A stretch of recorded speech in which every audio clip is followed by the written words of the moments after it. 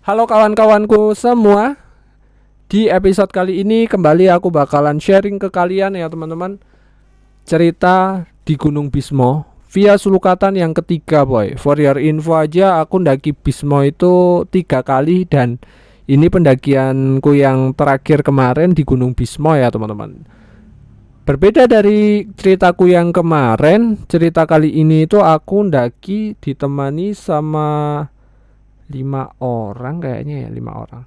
Aku, terus Tegar, Iwan, Farhan sama Auk. Oh iya, 5 orang ya, 5 orang. Itu loh. Kita berlima ndaki Gunung Bismo, coy. Buat kalian yang suka konten-konten macam kayak gini, jangan lupa tinggalkan like dan jangan lupa di subscribe ya teman-teman. So kita langsung aja ke ceritanya. Skuy. Intinya kita ndaki 5 orang. Kebetulan waktu mau ndaki itu motorku itu masalah gitu loh, di starter diselah gitu ya. Super aku diselah, malah bensinnya itu muncrat keluar sampai tangkinya kosong. Nah bensinnya aku tadai di botol dan aku masukin lagi ke tangki ya tetap keluar lagi gitu loh, nggak tahu kenapa itu ya, penyakit Supra. Terus intinya terus aku ndaki, aku ke base camp itu bonceng sama temanku gitu loh.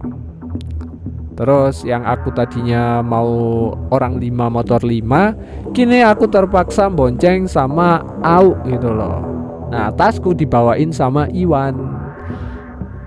Udah kayak gitu OTW sampai base camp Sulukatan. Aku bonceng Au gitu. Terus setelah cerita-cerita gitu ya, ketua base campnya Sulukatan itu kan temanku. Nah setelah cerita-cerita panjang kali lebar kali tinggi, terus kita ngecek. Cuman karena Au itu motornya motor laki banget gitu ya, bukan CB sih, Mega Pro atau Tiger gitu ya, dia kan bisa nerabas jalan yang batu-batuan gitu. Aku bonceng Au, terus yang lain bonceng-boncengan sama Zaki gitu loh. Jadi Au naik, terus Au turun, bawa teman lagi naik turun gitu, bonceng-boncengan kayak gitulah intinya, dilangsir gitu kan, biar ngirit gitu loh bro. Nah udah kayak gitu, terus semua ngumpul habis mau maghrib ya, waktu mau maghrib itu semua udah di pos 1 dan kita memutuskan untuk mendaki. Waduh ini enaknya ngombe sik lah ya.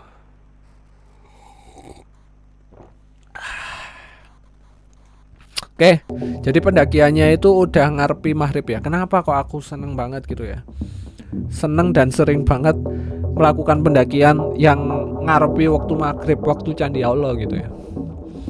Nah, pantangan di Gunung Bismo itu ada beberapa. Sebagian udah aku ceritain di videoku yang sebelumnya. Cuman di video ini itu, di kisah kali ini aku kebetulan lupa nggak naruh rain cover di tasku yang kuning. Sedangkan waktu aku daki itu posisinya gimana ya, aku jadi sweeper. Tasku warna kuning. Di Bismo itu nggak boleh pakai barang-barang yang warna kuning. Aku di belakang sendiri.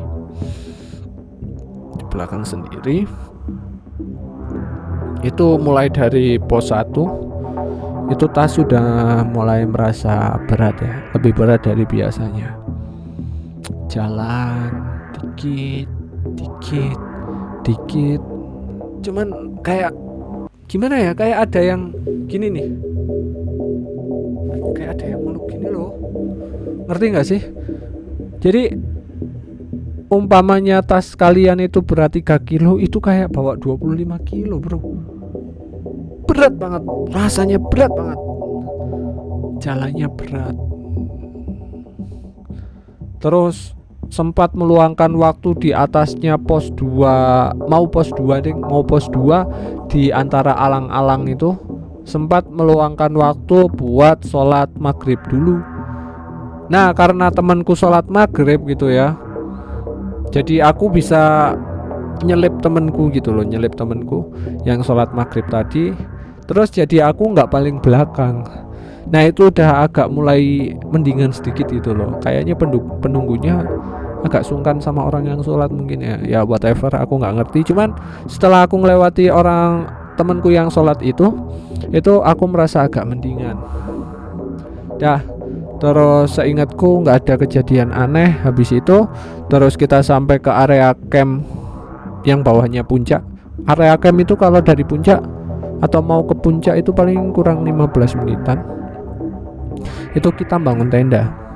Nah di atas itu udah ada yang nenda duluan boy. Kayaknya tenda 2 atau 3. Terus sama aku, jadi ada tenda 4 lah ya. Tenda 4 sama aku. Setelah kita bangun tenda, kita bertegur sapa sama tenda sebelah. Terus aku nyuruh anak-anak buat masak.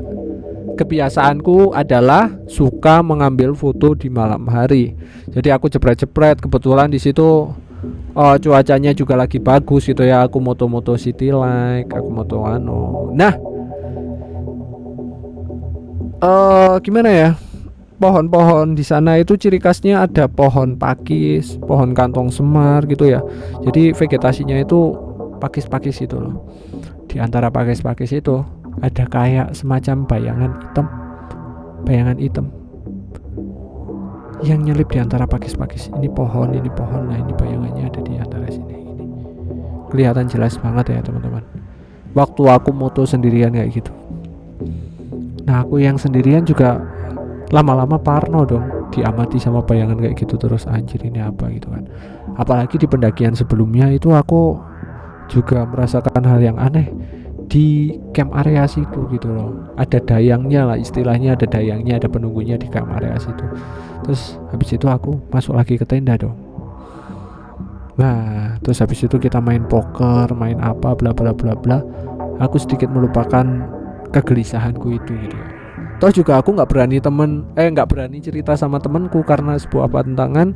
Kalau kita merasakan hal yang aneh langsung diceritakan di on the spot itu sebuah pantangan gitu loh. Kalau misalnya kalian mengalami hal yang aneh, ya ceritanya waktu turun gunung gitu loh.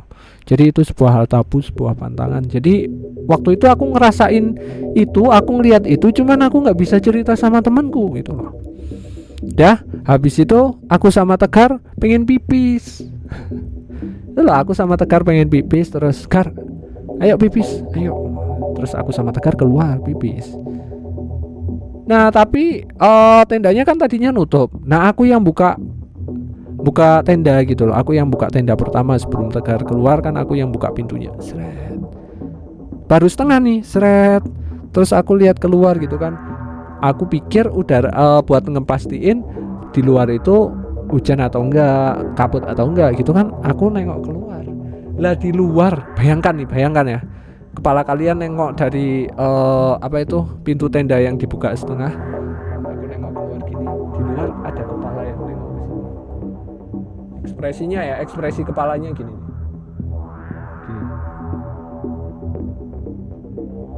Nah aku ngeliatin gini, dia juga ngeliatin aku gini. Si anjir yo, merinding aku. Gak jadi pipis cok. Dah. Terus habis itu aku langsung bobok. Aku langsung tidur sampai pagi menjelang. Kita menikmati pagi hari dulu, foto-foto di luar, bikin time lapse juga gitu ya. Setelah kita bikin time lapse, foto-foto di luar, sarapan, bla bla bla bla bla, terus kita ke puncak.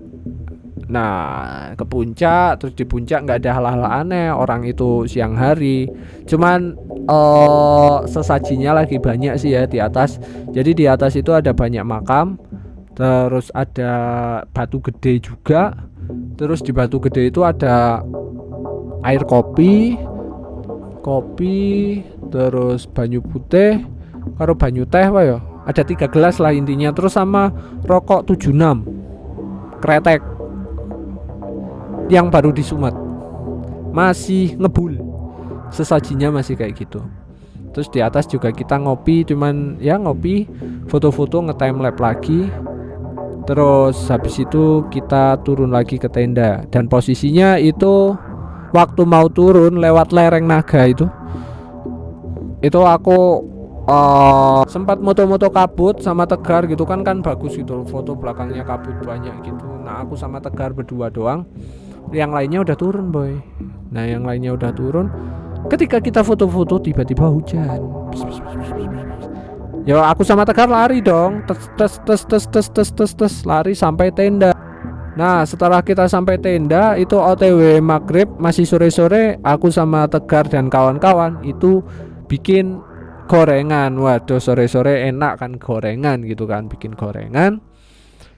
Nah tendanya, di sebelah tenda kita itu ada tenda baru teman-teman, cuman warna tendanya itu kuning. Nah ini kejadian aneh mistis, cuman kocak gitu ya, kocak, aneh mistis cuman kocak. Kenapa aku bilang kocak? Ya jelas ya, di basecamp itu pasti udah dikasih peringatan kalau tidak boleh membawa ornamen perlengkapan tenda yang warna kuning. Alasannya kenapa? Karena dayang yang penunggu puncaknya itu suka warna kuning gitu ya. Nah sebelahku, tenda sebelahku itu warna kuning gitu kan. Terus di situ aku ngelihat kejadian aneh, dan ini benar-benar terjadi teman-teman. Gak ada angin, gak ada hujan. Tendaku kan oranye ya, Eiger ambush warna oranye, itu biasa aja gitu loh. Sama sekali nggak ada angin. Suasana malam itu tenang. Orang aku moto tenda yang shutter speednya sampai 16-30 detik itu, kalau ada angin kan pasti goyang fotonya, nggak jadi ngeblur. Nah ini tenang gitu loh, bagus gitu loh hasil fotonya. Berarti kan sama sekali nggak ada angin. Tenda yang warna kuning itu kayak gimana ya? Ini ibarat kata ini tenda, kayak di gini ini. Dia kayak dihoyak-hoyak gitu loh tendanya. Semalaman penuh.